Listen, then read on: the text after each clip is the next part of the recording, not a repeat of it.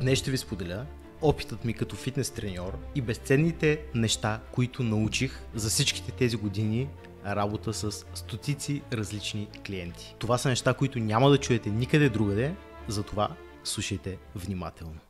За тези от вас, които са нови в канала, Боян Мавров, основател на Мавров фитнес коучинг, в който помагаме на хората да постигнат най-добрата си форма, за да се чувстват добре в тялото си, да бъдат енергични и да се радват, що минат покрай огледалото. А сега обратно към темата. Днес ще ви споделя цели 6 важни неща, които научих през годините като треньор. А един от най-важните уроци, които научих, ще оставя за края на видеото. Но преди да започнем да говорим за фитнес, тренировки, хранене, трябва да си зададем първо един въпрос, а именно защо? И това е първата точка от днешното видео, а именно защо ще влагате усилията, защо ще тренирате, ще се храните добре. Каква е истинската, дълбоката причина за това нещо? Най-вероятно не е само тялото ви. Обикновено това до някъде е статус, т.е. че сте дисциплинирани, че имате определени качества, за да влезете във форма, защото знаем, че 90% от хората не задържат формата си след повече от 3 години. Тоест, вие ще бъдете в тези топ 10%, което е достатъчно добър статус. От друга страна, може да искате да валидирате това, че сте достатъчно добри, че можете да го постигнете. Или дори да получите външната валидация от другите хора, че сте го постигнали, че изглеждате вече добре, че не могат да ви познаят как изглеждате, че сте направили страхотна трансформация и така нататък. Макар и не най-добрият вариант, това също е една от причините, защо хората тренират. И в практиката ми съм забелязал доста често примери с дамите и проблемите с хранителните разстройства. Често тези проблеми с хранителните разстройства идват именно от запълване на някакви емоционални нужди. Именно от чувството, че тези дами не са достатъчно добри, че не изглеждат достатъчно добре. И там имаме вече едно изкривяване на представите за това, кое е добре и кое не е. Но винаги чакайки външна валидация, винаги бидейки прекалено критични към себе си, винаги водейки се по определени модели в обществото, така наречения high life, за които хора просто ми е тъжно понякога и направо ми е смешно, когато ги гледам, но те са репрезентация на голяма част от нашето общество и за жалост това е факт, който не може да отречем. Затова преди да започнете изобщо с фитнеса, задайте си и помислете над въпроса. Защо изобщо ще го правя? Защо ще влагам усилията? Много често ще видите, че причините са по-дълбоки. Да си докажете, че можете да го направите, че сте точно този човек, на когото сте възхищавате, че не само другите го могат, че и вие може да го постигнете, че сте достатъчно добри. Най-вече важното е да разберете, че правите това за себе си, не го правите за другите. Няма значение какво ще ви кажат другите. В края на деня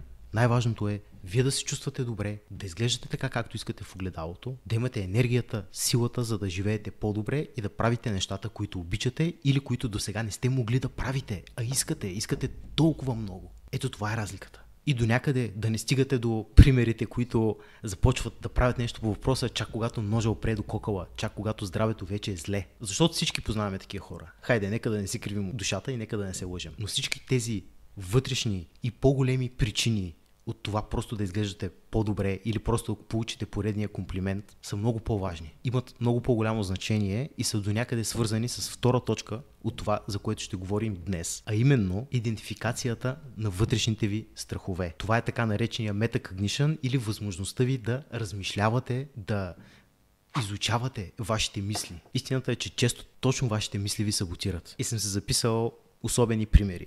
Ами ако се проваля? Ами ако не проработи за мен? Може да се провалите. И какво? Ако не стане от първия път, какво? Просто ще седнете и ще се откажете. Аз съм сигурен, че по-голямата част от хората, които гледат това видео, вече са опитвали поне 2-3 пъти и са се проваляли. И въпреки това продължават да опитват. Защо? Защото желанието им, защото вътрешното им защо е по-голямо от провала. По-голямо от негативните емоции от провала. Желанието да се чувстват добре, желанието им да се спасят от болката, да изглеждат така, както искат, да се чувстват достатъчно добре в тялото си, да са здрави, да имат енергията. Това е много по-силен мотиватор от провала и ще ви държи много по-дълго време. И много хора естествено мислят, че няма да проработи за тях. Защо да не проработи за вас? Каква е причината? Калорийният дефицит и силовите тренировки са нещата, които са общо валидни и работят за всички. Ако не работят за вас, то вие сте някакъв феномен на науката и най-вероятно трябва да сте в лаборатория, а не в фитнеса. На следващо място идва не съм достатъчно добър или не го заслужавам. И тук бих препоръчал работа с терапевт. Лично за мен работата с терапевт през годините беше изключително полезна върху моето развитие и в индивидуален аспект и в професионален аспект. Но когато не вярваме, когато имаме тези лимитиращи вярвания от сорта на това, че не сме достатъчно добри и не го заслужаваме, познайте какво? Предприемаме на подсъзнателно ниво такива малки стъпки, които разрушават нашия прогрес и които ни саботират. Защото Няма как едновременно да вярвате в това, че не го заслужавате, че не може да го постигнете, че няма как не сте достатъчно добри, за да го получите това нещо, за да го постигнете и в същия момент, че правите правилните неща и че ще го постигнете. Това е парадоксално. Освен ако нямате шизофрения, буквално няма как да вярвате в тези две неща. И ако се заблуждавате, че вярвате в истината, а всъщност имате тези лимитиращи вярвания, то ще продължавате да се саботирате. Виждали сме го с много момичета в нашия коучинг, които имат хранителни разстройства. Повдигал съм тази тема. Имаме видеа назад в канала специално за хранителните разстройства, за емоционалното хранене, за прияждането. И ето защо тези блокажи може да ви спират. Трябва да ги установите, да работите над тях и да ги премахнете. И ще ви кажа от личен опит. Аз 7 години в миналото съм мразил тялото си. Не съм го приемал и съм работил срещу него. Разбирате ли? Гледал съм постоянно това, което е в огледалото и аз не съм го харесвал. И това беше докато не започнах през всичките години опити и нещата, които ми се бяха случили вече тогава, докато не заобичах тялото си. И тогава разбрах, че тялото е партньор в процеса. Не е ваш враг. Той ви помага. Врагът е мързелът, Netflix, Макдоналдс, бързото хранене, всяко едно нещо, което ви тласка към това да бъдете по-лоша версия на себе си, с по-малко енергия, с по-малко сила и най-вече в по-лошо здраве. Номер 3. Диетата и тренировките, които изберете, нямат особено значение. Стига да сте в калориен дефицит, да приемате достатъчно протеин, да тренирате силово и да може да се придържате дългосрочно към вашата диета, няма абсолютно никакво значение какво ще изберете. За жалост, по-голямата част от диетите не могат да се поддържат в дългосрочен план, не могат да бъдат вашият начин на хранене, част от начина на живот. Затова не започвайте определена диета с идеята в главата ви, че ще я спазвате за 2, за 3, за 6 месеца. Трябва да може да се храните така цял живот.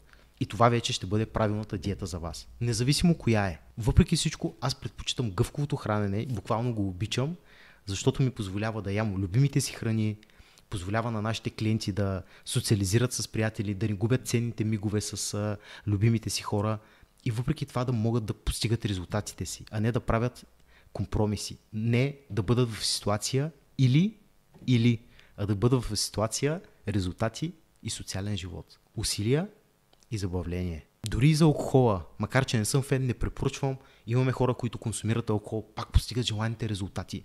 Въпросът е да знаете как да го направите. А по повод тренировките, искате да тренирате всяка мускулна група поне 2 пъти в седмицата. Обикновено искате да тренирате сравнително близо до отказа, 1 до 3 повторения далеч от отказа или до отказ някои от сериите, 3 до 9 серии на мускулна група във всяка една тренировка. И това е напълно достатъчно. Имаме и безплатни програми на нашия сайт, които може да изтеглите. Храненето, тренировките, 8 часа сън на вечер и постоянство. Ще бъдете по-напред от 90% от хората. Гарантирам ви го. Номер 4. Килограмите, на които изглеждате най-добре, са различни от килограмите, на които се чувствате най-добре. Всъщност ще ви покажа 2 снимки. Тази снимка беше когато направих бълк, а именно процес по покачване на мускулна маса и генерално тегло. Както виждате, покачил съм доста мъзнини на снимката. Втората снимка е от моята фотосесия. Веднага на първо място ще си кажете, на първата снимка изглеждаше ужасно. Защо ти е? Виж, втората снимка е перфектна. Да, но ако не бях преминал през първата снимка, нямаше как да изглеждам така, както на втората снимка. Поне не е толкова добре, не е с толкова добре развита мускулатура. И какво се опитвам да ви кажа тук? Всяка част от процеса си заслужава. И всяка една част от процеса заслужава адмирации. Не се фокусирайте върху крайния резултат. Да, там усилията ви са най-видими, но това не означава, че усилията, които сте влагали преди това, не са имали значение. И всъщност на фотосесията ми самият аз се чувствах най-зле. Последният месец преди фотосесия бяха най-ужасните ми 30 дни, които съм имал някога. Липса на енергия, на либидо, изобщо генерално желание да правя каквото и да е. Исках само да мине тъпата фотосесия. Да, страхотно е да го постигнеш веднъж, да знаеш на какво си способен, но не си заслужава и не може да се поддържа в дългосрочен план. Но може да поддържате едно тяло, на което се чувствате добре и изглеждате прилично. Както на тази снимка, на която съм 5 кг повече отколкото на фотосесията, но се чувствам много по-добре, без всичките тези негативни ефекти, които ви изброих. Затова не тръгвайте погрешно да смятате, че когато постигнете най-топ формата си, ще се чувствате най-добре, може би психически като преодоляване на едно предизвикателство, като едно ново постижение, но при всички положения няма да бъде това, което сте си представили. Килограмите, на които ще се чувствате най-добре, ще имате най-добро представяне в залата, ще се чувствате най-добре в ежедневието, са по-различни от килограмите на вашата топ форма. Урок номер 5. Стигнали сте до тук благодарение на изборите, които правите. До това здраве, до това тяло, до тези нива на енергия, на сила, до този боди имидж и усещане за вашето тяло. Защо отказвате да го промените? Опитах всяка възможна модерна диета без резултат. Но не, няма да броя калории, това са глупости. Искрено не разбирам. Нормално е да ви е страх от новото и непознатото, но искате да останете при старото, познато и неработещо, или искате да предприемете една крачка напред към новото ви аз, към нещо, което работи? Звучи ли ви логично да останете при старото и познато нещо, което не работи? На мен не. Това е нещо, което трябва да стигне до вас. Наистина. Трябва да осъзнаете, че вие сте там, където сте, заради изборите, които сте правили. Ако искате да сте другаде, трябва да промените нещата. Няма как да стане иначе. Това е трудна за преглъщане истина. Трудно е някой да ти каже, това, което си правил, не е както трябва. Грешно е. Трудно е. Но в момента, в който го преглътнеш, има отсреща някой, който ти казва, ето, има път към това. Това е пътят. Може да го постигнеш. Имаме безплатно ръководство за отслабване стъпка по стъпка. Ще научите как да броите калориите. Имаме безплатни програми на сайта. Буквално всеки може да го направи безплатно. Да, по-трудно ще бъде сами да минете през процеса, но не е невъзможно. Всичко опира до усилията и до промяната. Дали сте готови да направите тая промяна? Дали сте готови изборите ви да бъдат различни от това, което сте правили до момента? Урок номер 6. Концепцията инвестиция срещу разход. Става въпрос за инвестиция в абсолютно всяко едно нещо, но в случая ще говоря за инвестицията в треньор. Защо? Самият аз, когато започнах с фитнеса, като дебел тинейджър, се лутах близо 6 години, за да намеря нещата, които работят за мен, за да открия топлата вода. За фотосесията ми работих с треньор. В бъдеще ми предстои да работя с едни от най-добрите треньори в Америка, защото имам какво да надградя като знания. И най-вече имам какво да открадна от тях като знания, което да предам на нашите трениращи. И за мен това не са пари на вятъра. Това, че ще дам $2000 не е разход, а е инвестиция. Последните 2 курса, които съм закупил, са на обща стойност $3000, 5600 лева. Ако има толкова добри, още 2 и тях ще купя. Идеята ми е следната. Това е инвестиция. С взимането на треньор, вие ще преодолеете 80% от трудностите и няма да се наложи изобщо да ги изпитате. Вместо да изминете пътя от тук до тук с множество препятствия, вие ще трябва да изминете това разстояние с почти прав път и лек наклон. Всъщност, нека да поразмишляваме заедно. Кое е най-лошото, което може да се случи, ако работите с треньор? Според мен, да бъде някой псевдотреньор и ще изгубите пари. Колко пари да изгубите? 2-3 хиляди лева. Най-много. И какво от това? Пари се вадят. А и нещо, за което да внимавате, е, например, че добрите треньори имат гаранция за своята услуга. Така сме и ние в нашия коучинг. Ако работим с някой и той не постигне резултатите, които сме му обещали, въпреки че е изпълнявал това, което сме задали като план, това означава, че ние сме се провалили като треньори и ще му възстановим парите или ще работим безплатно с него, докато не постигнем конкретната цел. Но само да ви издам нещо, не е имало такъв човек, защото когато спазват нещата, всичко става перфектно. И в момента ще се възползвам да похваля моят трениращ Марти, който за 4 месеца свали 11 кг. Адски много подобри телесната си композиция, надъха се, ще продължи с нас работа, защото е изключително доволен и си постави още по-високи цели, защото вижда на какво е способен. С малко помощ от наша страна, защото пътя го извървява трениращия. Пътя ще го извървите вие. Треньорът е по-скоро мъдрецът от филма, Master Yoda, който ви показва правия път. Но вие сте героя, който трябва да го извърви. Искам да ви оставя с една промяна във вашия майндсет, която съм сигурен, че ще резонира с голяма част от вас.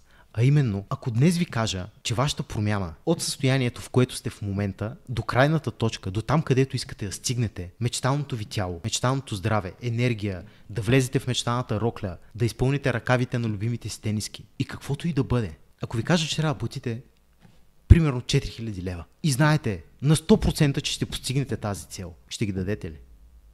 Много хора казват, че работата с треньор е скъпа. Но вижте, парите не е нещо, което са скъпо. Ако някоя услуга е скъпа, то това означава, че стойността й просто не е достатъчно добра. Защо? Защото има дами, които имат по 30-40 чифта обувки, които са по 100 лева. Различни чантички по 200-300 лева. Процедури на месец, които са от 50 до 300 лева. Много мъже си тунинговат колите за по 1000-2000 лева. Купуват си последните модели iPhone по 2900 или 3300 лева. Вече не знам колко пари вървят дори.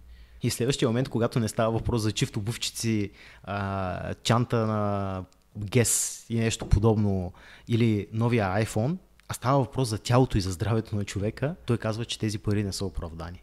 Някак си не го разбирам. Това е все едно, аз в момента си развивам бизнеса, все едно при мен да дойде някой да ми каже, ще ти бъда ментор, искам да ми дадеш 20 000 лева, след една година точно ще сме направили 100 000 лева оборот. Ще намеря тези пари на момента и ще му ги дам, защото офертата е no-brainer, офертата е уникална, 5 пъти възвръщаемост. И най-вече знанията и уменията, които ще придобия в процеса, ще са ми безценни и ще ми останат за цял живот. И е също с фитнеса в интерес на истината. Имате нужда от определен набор от знания и умения, за да може да влезете във форма, да я поддържате цял живот, да може да отслабнете онези 3 кг преди сватба или онези 5 кг преди лятото, да може, примерно, ако искате да покачвате тегло, да покачите мускулна маса, после да знаете как да изчистите мъзнините, т.е. да може да се справяте сами. Работата с треньор не е толкова в това да ви вкара във форма, това е бонусът. А работата с треньор е да може вие да се научите как да се справяте сами. Плащате, за да научите умение. Както плащате една година частни уроци, за да научите ниво B2 на испански, например. И парите ще са много повече, отколкото 3-4 хиляди лева, най-вероятно. Та това е просто една различна сфера, която обаче най-вероятно ще ви кара да се чувствате по-добре, отколкото ако научите испански на добро ниво. Това са естествено мои предположения. Ако греша, съжалявам. Естествено, не казвам тези неща, защото искам да вкарвам някой в нашия коучинг. Ние имаме достатъчно наплив от трениращи. Истината е, че хората, които ни имат доверие, сами ни търсят и искат да работим заедно. Така че спокойно, независимо дали ще инвестирате в Иван, Драган, Петкан или ще дойдете при Боян, няма значение. Важното е треньорът да бъде добър. Но наистина се замислете. Всичките лишаващи диети, които не са проработили в миналото, всичките усилия и часове кардио в залата, всички пари за индивидуални хранителни режимчета или магически хранителни добавки или детокс продукти, които обещават резултати. Всичките социални събирания, на които са се чувствали като усъкатени, защото не може да изядете едно парче торта и да уважите рожденика или повода, или да изпиете една чаша алкохол. Всичките дрехи, които са някъде там отзад, в гардероба, защото не ви стават и не може да ги сложите. И всичкото време, в което вие не се чувствате добре в тялото си, всъщност следва да се запитате колко струват за мен всички тези негативи. Оправдана ли е цената да инвестирам в треньор, в специалист, който да ми помогне с този проблем? Колко струват всички тези негативи за вас? Предпочитате да продължите да имате всички тях или просто да платите с едни хартийки? Защото парите са точно това. Парите са равносилни на това, което купувате като стойност. Да, парите са просто едни хартийки, с които вие си купувате стойност. Било от стока или от услуга. Най-общо казано. Истината е, че нито аз, нито колегите ми треньори сме магьосници. Не можем да направим нищо, ако вие бездействате. И в края на деня това е едно голямо решение, което вие сами трябва да вземете. Искате ли най-накрая промяната? Онази, непознатата, страшната, но която ви изпълва с ентусиазъм, че може да бъдете там, където искате, че може да изглеждате така, както искате, че ще видите в огледалото нещо, което ще ви хареса, че ще се чувствате по-енергични, че ще сте силни за това как ще изглеждате в старата си рокля, която не сте слагали от 5 години. Ей такива малки неща, човешки неща, но това са важните неща. И се запитайте, ако трябва с едно нещо да останете от това видео, то се върнете към точка 1 и се запитайте, защо го правя това нещо? Каква е онази вътрешната ми мотивация, която не искам да си призная, но която наистина е вътре в мен. И най-вече, какво ще ми вкосва в бъдеще, ако не взема решението сега? Благодаря ви, че останахте до край и имам един много важен въпрос за вас. Обмислям да организирам workshop, който ще бъде в рамките на 2 дни с символична сума за участие, може би не повече от 120 лева, като идеята е събраната сума заедно да решим и да дарим за определена кауза. Бихте ли имали интерес, говорим за хората, които са от София или които биха дошли до София, за това важно събитие? Искате ли заедно да направим нещо добро? Защото този канал, тази безплатна информация, която ви давам, всичките безплатни ресурси на нашия сайт, са именно от дълбокото ми вярване, че всеки един човек, ама всеки един човек заслужава да се чувства добре в тялото си и да бъде здрав. Защото аз съм бил на мястото на много от вас. Аз съм бил дебелият тинейджър, който се къпеше в банята, прегърнат ето така, защото не искаше да се погледне в тялото си, защото го беше срам, защото ненавиждаше женските си гърди, защото не искаше да гледа корема си и защото в този момент дори самият той се мразеше. Ето за това правя всичко това. Благодаря ви, че останахте до край и ще се видим следващия път.